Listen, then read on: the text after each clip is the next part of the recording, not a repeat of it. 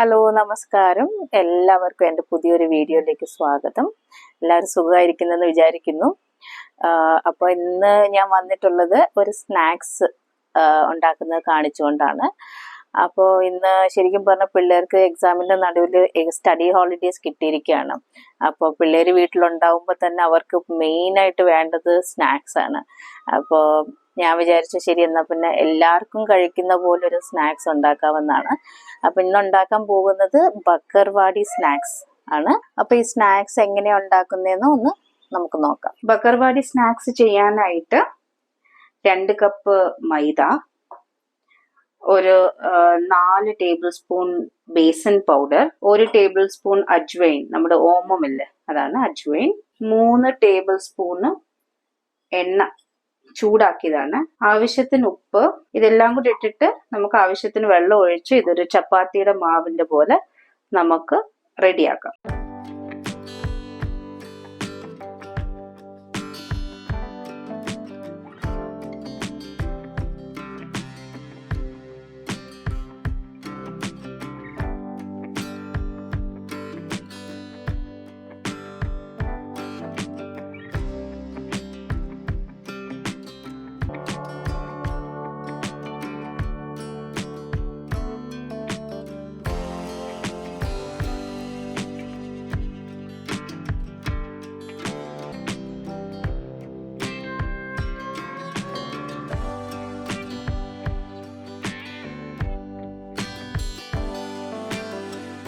അപ്പൊ മാവ് ഇവിടെ നമ്മൾ കുഴച്ച് വെച്ചിട്ടുണ്ട്.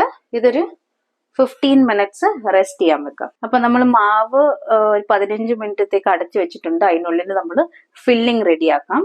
ഓക്കെ, ഫില്ലിംഗ് പ്രിപ്പയർ ചെയ്യാനായിട്ട് ഒരു 5 ടേബിൾ സ്പൂൺ തേങ്ങ ചിരകിയത്, ഒരു 2 ടേബിൾ സ്പൂൺ നമ്മുടെ മുഴുമല്ലി, 1 ടേബിൾ സ്പൂൺ ജീരകം, നമ്മുടെ എള്ളില്ലേ വെള്ള എള്ള് അതൊരു 1.5 സ്പൂണ്, പിന്നെ നമ്മുടെ പെരുംജീരകം ഒരു 2 സ്പൂണ്, കൂടെ 2 ടേബിൾ സ്പൂൺ മുളക് പൊടി, കായം 1 സ്പൂണ്, കുറച്ച് ഉപ്പ്, മഞ്ഞൾപ്പൊടി ഒരു 1/4 സ്പൂൺ മതിയാവും.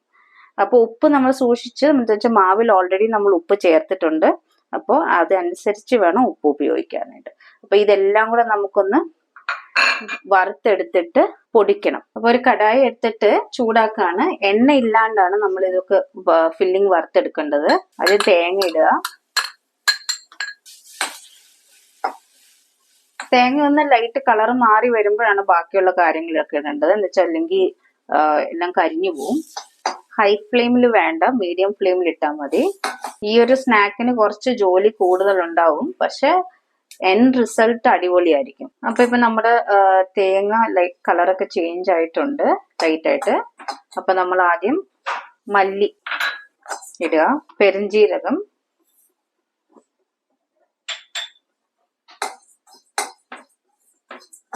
ജീരകം,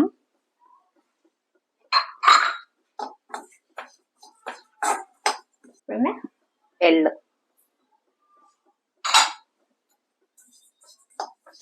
എന്നിട്ട് ഗ്യാസ് ഓഫ് ചെയ്തിട്ട് നമ്മൾ എടുത്തു വെച്ചിരിക്കുന്ന മസാലകളെല്ലാം കൂടെ ഇതിലോട്ടിട്ട്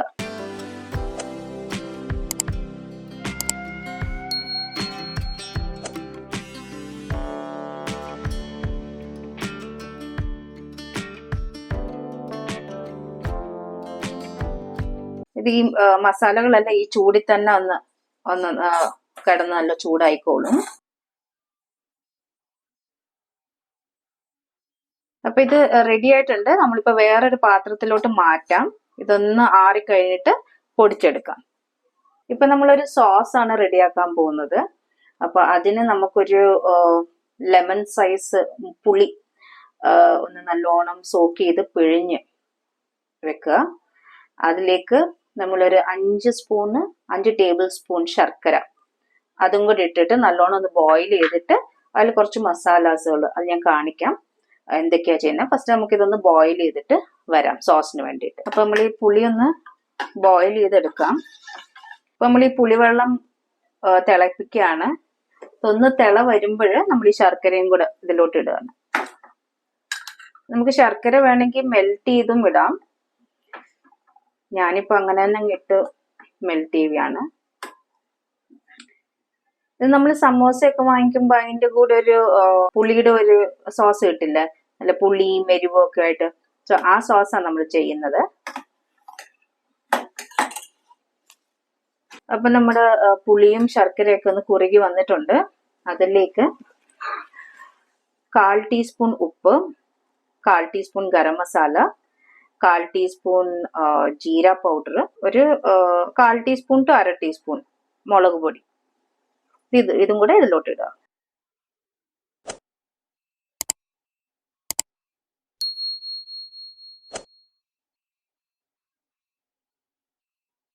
കുറച്ച് കൂടുതൽ സോസ് ഉണ്ടാക്കുകയാണെങ്കിൽ അതിനനുസരിച്ച് മസാലകളും മാറ്റിയാൽ മതി, കൂട്ടിയാൽ മതി.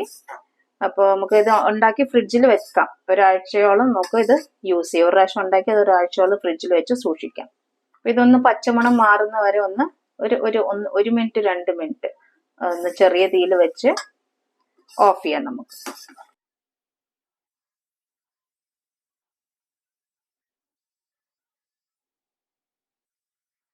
അപ്പൊ ഇത് സോസ് റെഡിയായി. നമ്മളിത് മാറ്റി വേറൊരു പാത്രത്തിലോട്ട് മാറ്റാൻ പോവാണ്. അപ്പൊ നമ്മുടെ മാവ് റെഡി, സോസ് റെഡി, ഫില്ലിങ്ങിന്റെ മസാലവും റെഡി. ഓക്കെ, അപ്പൊ നമ്മൾ ഈ മാവ് 3ആയിട്ട് തിരിക്കാം. 3ആയിട്ട് തിരിച്ചിട്ട് ഇതിന്ന് ഓരോന്നായിട്ട് നമ്മൾ എടുത്ത് പരത്താൻ പോവാണ്. ഒത്തിരി കട്ടി കുറയ്ക്കാനും പാടില്ല, ഒത്തിരി കട്ടി കൂടാനും പാടില്ല. ഈ ഒരു കട്ടി മതിയാവും. ഇതിലേക്ക് ആദ്യം നമ്മൾ ഉണ്ടാക്കി വെച്ചില്ലേ പുളിയുടെ സോസ്, അത് നല്ലോണം പുരട്ടുക.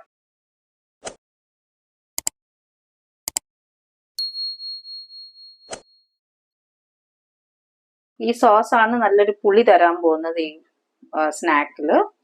പിന്നെ ഈ സോസാണ് നമ്മുടെ ഈ മസാലാസ് ഒക്കെ ഹോൾഡ് ചെയ്യാൻ പോകുന്നത്. സോസ് ഇട്ട് കഴിഞ്ഞു. ഇതിലേക്ക് നമുക്ക് ആവശ്യത്തിന് മസാല ഇടാം.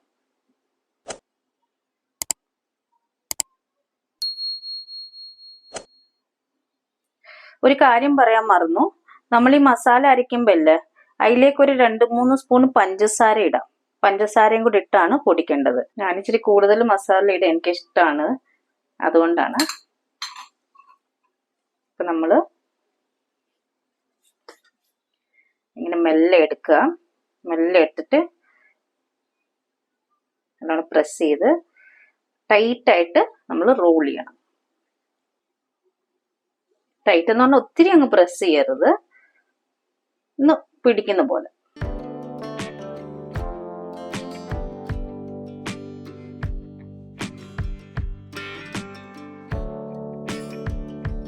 ഇങ്ങനെ ഒന്ന് റിവേഴ്സിൽ ഒന്ന് റോൾ ചെയ്തെടുക്കുക. അപ്പൊ അതൊന്ന് ഫിക്സ് ആവും.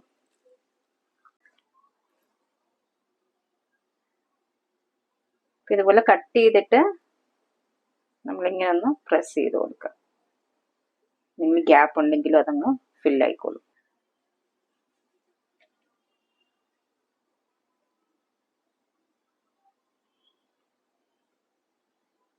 അപ്പൊ ഞാനിവിടെ ഉപയോഗിക്കുന്നത് സൺഫ്ലവർ ഓയിലാണ്. അപ്പൊ എണ്ണ നല്ലോണം ചൂടായിട്ടുണ്ട്. നമുക്ക് ഇതൊന്ന് വറുത്തെടുക്കാം.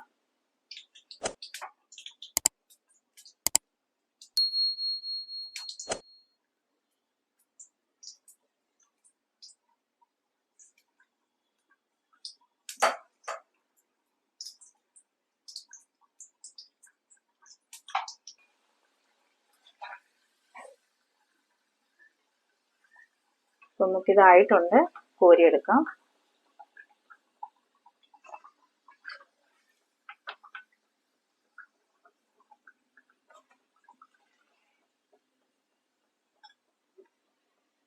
ബാക്കിയുള്ളത് കൂടി നമുക്ക് ഇങ്ങനെ ഒന്ന് വറുത്ത് പോരാം. അപ്പൊ നമ്മുടെ അടിപൊളി മധുരവും എരിവും പുളിയും ഒക്കെ ഉള്ള ബക്കർവാലി സ്നാക്സ് ഇവിടെ റെഡി ആയിട്ടുണ്ട്.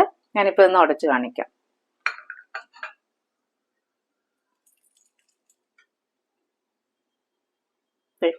നല്ല ക്രിസ്പി ആയിട്ട് ലെയർ ആയിട്ടുള്ള മസാല ഒക്കെ. അപ്പൊ എല്ലാവർക്കും ഇത് ഇഷ്ടപ്പെട്ടെന്ന് വിചാരിക്കുന്നു.